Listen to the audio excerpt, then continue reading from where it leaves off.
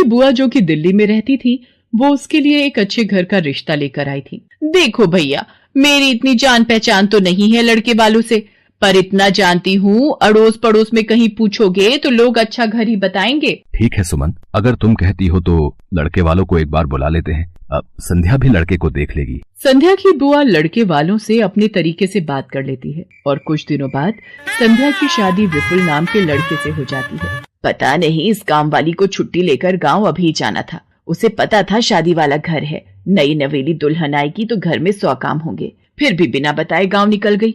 अब मैं दूसरी काम वाली इतनी जल्दी कहाँ से ढूंढूंगी। राजेश्वरी, एक प्याली चाय दे दो तो बड़ी मेहरबानी होगी। सुबह से एक प्याली चाय भी नहीं मिली है। तुम्हें तो जब देखो चाय पीने की पड़ी रहती है। पता भी है एक बर्तन नहीं है धुला हुआ जिसमें तुम्हारी चाय बना दूं।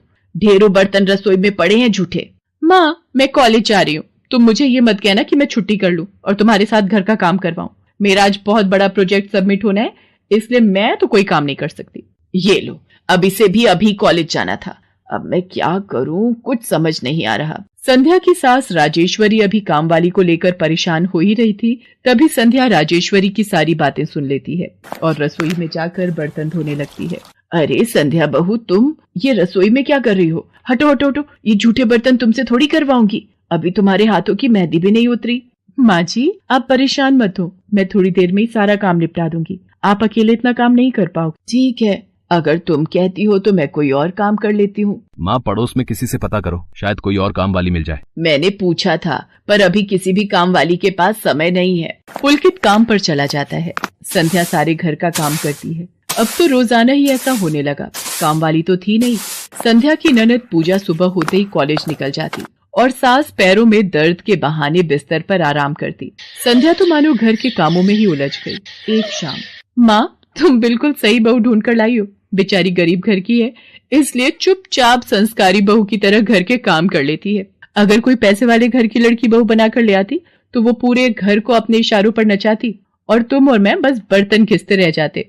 तभी तो मैंने इसकी बुआ को शादी के लिए हाँ कह दिया था। मुझे पता है ये गरीब घर की लड़कियां बड़ी सीधी सादी बहुएं साबित होती हैं। अब काम वाली गांव भाग गई। सोच ये ना होती तो कौन काम करता। राजेश्वरी, तुम दोनों माँ बेटी को तो संध्या बहू का शुक्रगुजार होना चाहिए। बेचारी ने आते से ही पूरा घर संभाल लिया। ऐसे ही दिन बीत रहे थे। संध्या सभी घर वालों की देखभाल का पूरा ध्यान रखती थी। एक दिन, क्या हुआ पुलकित बेटा, तुम इतने परेशान क्यों हो? और आज तुम ऑफिस भी नहीं गए? पापा, मेरी नौकरी छूट गई है। कंपनी घाटे में चल रही थी, इसलिए उन्होंने मेरे जैसे बहुत से वर्कर्स को अचानक निकाल दिया। दिमाग खराब हो रहा है, गाड़ी की किश्त भरनी है, घर का लोन भी पूरा नहीं हुआ है। घर का खर्चा अब सब कुछ कैसे होगा, कुछ समझ में नहीं आ रहा है। पुलकित बेटा, चिंता मत कर, अब कोई ना कोई रास्ता निकल आएगा। ज्यादा होगा तो कुछ दिनों के लिए मैं कोई काम कर लूंगा। पापा, मेरे होते हुए आप काम नहीं करोगे, मैं कुछ सोचता हूँ। पुलकित दूसरी नौकरी को लेकर परेशान था। उसे कोई काम नहीं मिल रहा था। घर में पैसों की तंगी भी शुरू हो गई। पुलकित ने अपनी गाड़ी बेच दी। घर के लोन को लेकर वो परेशान था। 15,000 रुपए की किश्त उसे भरनी थी। तभी, भैया, मेरे कॉलेज की फीस इस बार बहुत लेट हो गई है। मेरा आखिरी साल है, अगले महीने की 5 तारीख तक 12,000 रुपए फीस के भरने हैं। मैं कुछ इंतजाम करता हूँ। ऐसे खाली हाथ पर हाथ रखकर मैं नहीं बैठ सकती, मुझे कुछ सोचना होगा। पता नहीं, हो सकता है किरण ने बात कर ली होगी, पूछती हूँ। हेलो किरण, मैं संध्या बोल रही हूँ। तूने बात की फिर?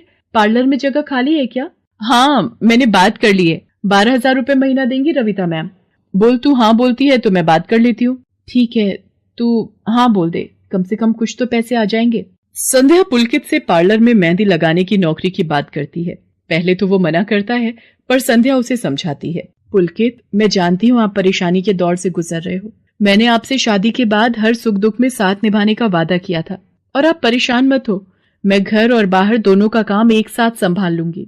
ठीक है संध्या, तुम कल से पार्लर में नौकरी के लिए जा सकती हो। अगले दिन से संध्या सारे घर के काम के साथ साथ पार्लर भी जाती और वहां पर पूरा दिन मेहंदी लगाने का काम करती और शाम के वक्त घर आती। संध्या बहुत मेहनत कर रही थी ताकि वो अपने परिवार की मदद कर सके। संध्या बहुत सुंदर मेहंदी लगाती थी। ये बात उसकी सास को तब पता चली जब उसने पार्लर में काम करना शुरू किया। संध्या को पार्लर में काम करते हुए 1 महीना बीत चुका था। पार्लर की मालकिन रविता भी संध्या के मेहंदी लगाने के काम को देखकर बहुत खुश थी। संध्या, तुम सचमुच बहुत मेहनती हो। पिछले 1 महीने में बहुत से क्लाइंट तुम्हारी तारीफ कर रहे हैं और अपनी फैमिली फ्रेंड्स की शादी या सगाई फंक्शन के लिए तुम्हें ही मेहंदी के लिए बुक करना चाहते हैं। और हाँ, ये तुम्हारी सैलरी 12,000 रुपए। बाकी ये तुमने ओवर टाइम भी शादी के सीजन में बहुत किया है, उसके 6,000 रुपए अलग से दे रही हूँ। थैंक यू मैम, आपने मेरे काम की इतनी तारीफ की। मैं तो बस भगवान की कृपा से मेहनत से करती हूँ। संध्या घर आ जाती है और 12,000 रुपए पूजा के हाथ में रखती है। पूजा, ये तुम्हारी कॉलेज की फीस के पैसे, तुम कल ही अपनी फीस जमा कर देना। भाभी, ये तो आपकी मेहनत की कमाई है, आप ये सारे पैसे मुझे दे रहे हो? नहीं नहीं भाभी। पूजा, तुम मुझे अपनी भाभी कहती हो ना, और भाभी तो माँ समान होती है, तो क्या तुम अपनी भाभी माँ के पैसे नहीं लोगी? तुम अपने भैया से भी तो लेती हो ना। फिर मेरे और अपने भैया में फर्क है, मैं भी तो इस घर का हिस्सा हूँ, इसलिए ये पैसे रख लो। मुझे माफ कर दो भाभी, मैंने ना जाने आपके बारे में क्या क्या गलत सोचा।